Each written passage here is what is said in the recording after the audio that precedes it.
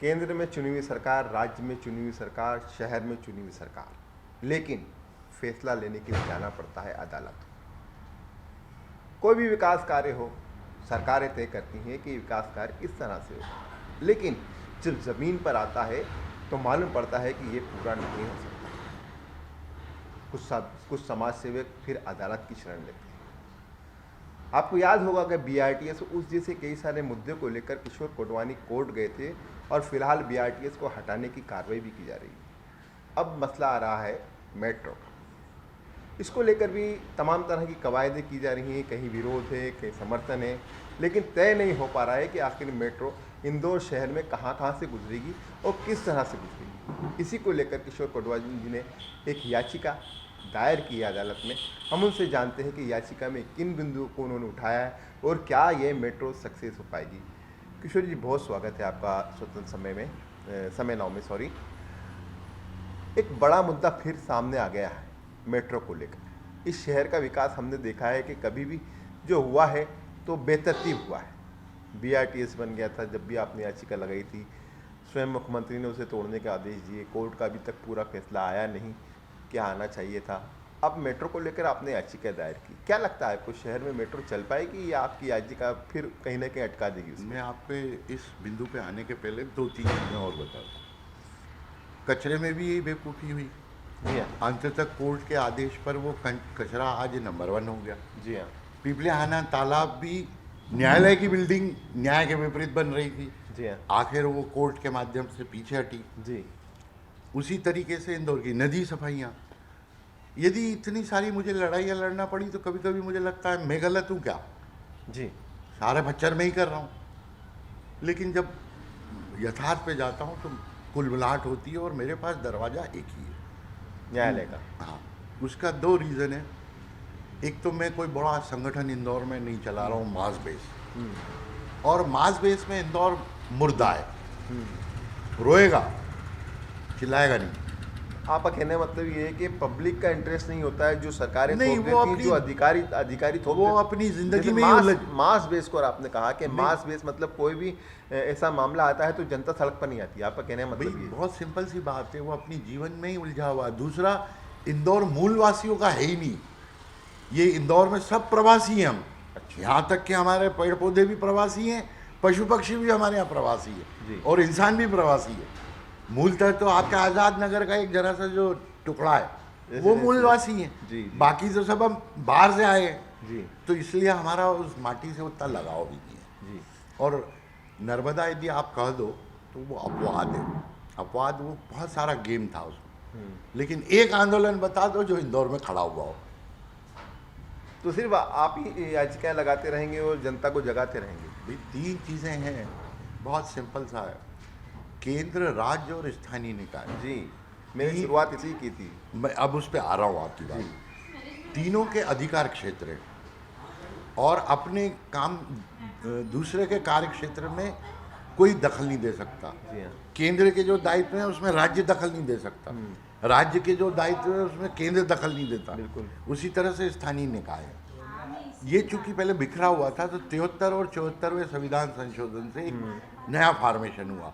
उसको भी आज 33 साल हो गए। जी। आपको ध्यान हो, एक ग्रामीण अध्याय है पूरा, उसको क्या कहते हैं, शब्द याद नहीं आ रहा एकदम मेरे को, उसके अंतर्गत चल रहा है। और जिला योजना समिति में दोनों का सामंजस्य है। हाँ। चुने हुए प्रतिनिधि भी और अधिकारी, और चुने हुए प्रतिनिधि, अधिकारी नहीं है उसमें। जी। उसमें जिले का प्रभारी मंत्री उसका अध्यक्ष होता है, हाँ। कलेक्टर उसका सेक्रेटरी होता है, हाँ। लेकिन निर्णय लेने वाले जो हैं विधायक, सांसद और जनपद और निकाय के जो प्रतिनिधि हैं वो उसके मेंबर होते हैं। जी। और संविधान मेरा ये कहता है कि मेरे लिए, मेरे द्वारा कानून कैसे चले, इसके लिए मैं प्रतिनिधि चुनता हूँ।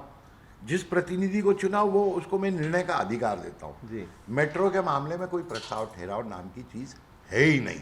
मतलब आपका कहने का ये है कि जिला योजना समिति में इस तरह का कोई प्रस्ताव गया ही नहीं? न जिला योजना नगर निगम, वो वही जवाब मांग रहा हूँ कि भाई कोई किसने ये बनाया प्रस्ताव। जी।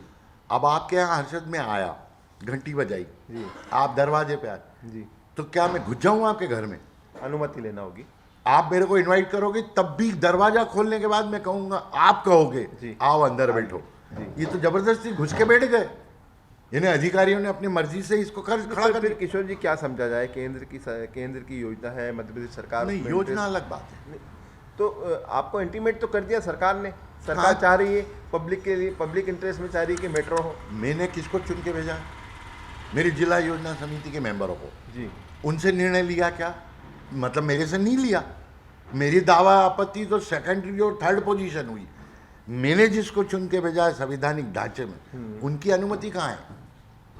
कोर्ट ने भी क्या कहा, आपने जब याचिका दायर की तो इसी मुद्दों पर आपने याचिका दायर की वही है, तो उन्होंने कोर्ट- कहा कि आपने इनके पास प्रेजेंटेशन दिया जी है। हाँ। तो मैंने कहा मिलाड 2022 में आपने आदेश दिया है जी। कि इन 5 बिंदुओं पे कोडवानी के तर्कों और तथ्यों को सुने और उसको निराकृत करे। जी। कलेक्टर ने मेरे को जवाब दे दिया कि मेरे पास जिला योजना समिति गठित ही नहीं हो रही है। तो भाई साहब आई कहाँ से मेट्रो? तो किशोर जी ये बहुत बड़ा प्रश्न नहीं खड़ा कर दिया आपने कि जो इतना काम मेट्रो का अब तक हो चुका है, ट्रायल रन हो गया है, बड़ी बड़ी बातें की जा रही हैं, ये भी कहा जा रहा है अतिक्रमण हटाएंगे, तोड़ेंगे, लोगों का नुकसान करेंगे और मेट्रो लाएंगे, तो फिर ये तो जीरो हो गया आपके हिसाब से। भाई सवाल है कि ये न्यायपालिका को तय करना है कानून का उल्लंघन करने देना है या नहीं। मेरे जो 2 बिंदु हैं उसमें भी कानून का उल्लंघन हो रहा है। जी जुडिशरी ने मेरे को पूरी तरह से घेरा। उनने कहा आपने प्रेजेंटेशन दी है, मैंने कहा साहब ये ऑर्डर। वहां से जुडिशरी का दिमाग खराब हुआ कि यार हमारे आदेश का भी अवहेलना कर रहे हैं ये। जी अब जब मैंने उनके सामने दूसरा प्रश्न रखा कि भाई मेरे शहर का जो हेरिटेज एक्ट है देश का, राइट, हेरिटेज जो है वो केंद्र के अंडर में, राज्य के अंडर में नहीं राज्य के है। अंदर में नहीं। तो केंद्र का राष्ट्रपति उसको अनुमति देता है। मैंने कहा इनने कब अनुमति ली? कि कहाँ- हेरिटेज के पास चले जाएंगे मेट्रो। हाँ, तो मेरे से दूसरे जज साहब पूछते हैं कि कोडवानी जी वो तो नीचे जाएगी जमीन के। जी मैंने कहा हाँ बिल्कुल जमीन के अंदर जाएगी। मैंने कहा साहब एक चीज़ बता दो, उस एक्ट में एक लाइन लिखी है 100 मीटर की परिधि में राइट, 1 फीट से ज़्यादा मट्टी नहीं खोद नहीं सकते। खोद सकते। 300 मीटर की परिधि में कोई भी खनन नहीं अथवा किया। निर्माण। नहीं किया। मैंने कहा साहब ये टनल बनेगी तो क्या होगा? जी अब वो भी चुप हो गए कि यार कानून में तो साला प्रोविजन है। जी तीसरा था भूजल का जो इफेक्ट है। जी अब वो बहुत टेक्निकल होता है, जी उसकी ये रिपोर्ट नहीं रख रहे कि भाई हमको भूजल की अनुमति मिल गई कि कोई इफेक्ट नहीं आएगा। ये जितनी भी अनुमति हैं ये किसको प्रस्तुत करना चाहिए, और ये जो ये परिचय- मेट्रो को मेट्रो को। तो यहाँ पर एक सवाल ये नहीं खड़ा होता है, जो मेट्रो को देख रहे हैं, मध्य प्रदेश सरकार हो या जिला प्रशासन या नगर निगम, इन्होंने कभी ये इच्छा जाहिर नहीं की मेट्रो से कि आपके पास कौन कौन सी अनुमतियाँ हैं और ये प्रोजेक्ट आप कैसे पूरा कर पाएंगे? यार हर्षद जी, मैं मुनीब हूँ, आप केशियर हो। मैं बही खाते लिख रहा हूँ, आप केस संभाल रहे हो। हम दोनों बेईमान हो गए तो सेठ कौन सा सर फोड़ लेगा? डाका तो डाल ही लेंगे अपन दोनों। जी वहाँ मेरे पर इनने लांछन लगाया था जी कि ये पब्लिसिटी के लिए आए और जो अधिग्रहण होना है उसके मुआवजे के लिए आए। मैंने कहा साहब मेरा तो न तो मकान है न प्लाट है इंदौर में। जी हाँ मेट्रो रूट तो छोड़ दो, पूरे शहर में नहीं है मेरे पास। जी तो मैं कहा का उसको लेके आया हूँ। और ये बात तो आपने 12 साल पहले BRTS में भी खड़ी की थी। जी हाँ अंत तक क्या हुआ? जो बात मैंने कही उसको आपको मानना पड़ा। जी आज मैं इसके लिए खड़ा हुआ हूँ तो आप लांछन लगा के क्या करना चाह रहे हो? आप अपनी तमीज़ में रहो। जी और नहीं तो ये माननीय न्यायालय ये देख लीजिए, ये मेट्रो के डायरेक्टर है, जी इनमें से एक रेलवे का अधिकारी नहीं है, एक रेलवे का प्रबंधन नहीं पड़ा हुआ। इनने मेरे ऊपर प्रश्न उठाया कि इनको ज्ञान नहीं है। मैं तो साहब अनपढ़ हूँ, मैं मान रहा हूँ, स्वीकार कर रहा हूँ, पर सामान्य ज्ञान इन सबसे ज़्यादा। किशोर जी, आपने बहुत सारे ऐसे एलिगेशंस लगा दिए हैं और इतने बड़े बड़े आरोप लगा दिए हैं कि जैसे मेट्रो जो चलाई जा रही है उसमें रेलवे विभाग का कोई व्यक्ति नहीं है।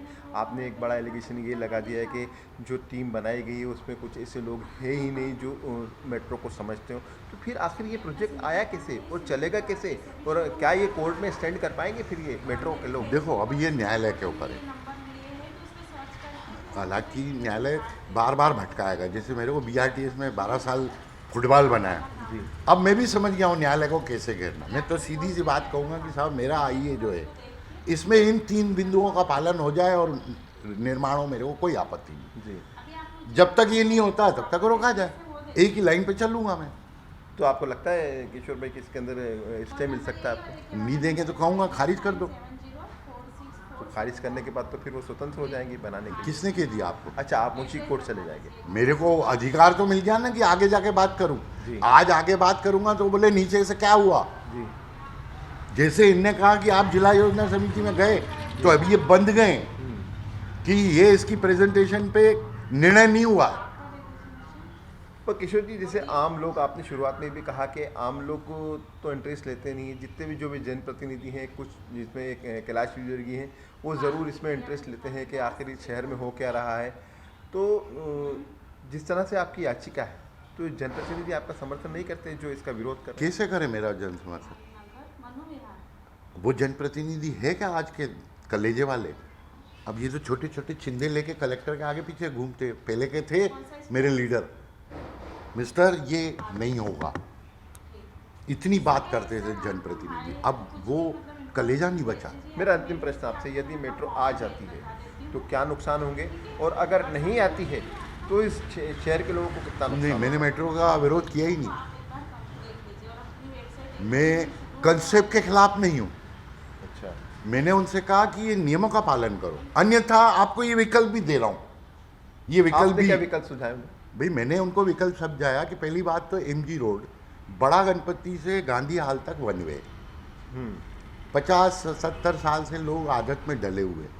दूसरा, वो पूरा टुकड़ा आपके बड़ा गणपति से पलासिया तक रेसिडेंशियल बचाने, कमर्शियल पूरा। तो आपको पैसेंजर मिलेंगे नहीं, सुविधा लोगों को मिलेगी नहीं। जिस एंगल को लेकर काम कर रहे हैं उसका रिजल्ट नहीं आएगा।